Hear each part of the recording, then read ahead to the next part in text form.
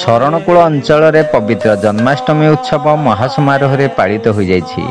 आज पवित्र जन्माष्टमी भाद्रव मास कृष्ण पक्ष अष्टमी तिथि रोहिणी नक्षत्र शरणकूल अंचल समस्त मठ मंदिर ठारू आरंभ कर विद्यालय चलचंचल हो उठी।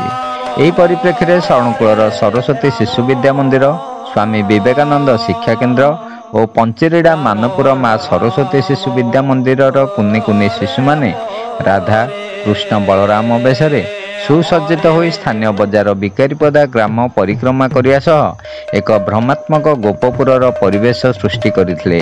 ग्रामर महिला माने निज निजर दुआरे लिपापोछा करी पूर्ण कलश रखी बेशधारी शिशु मानक वंदापना करी सरदही मिठा खुआई आनंदरे खुशी मनईथिले।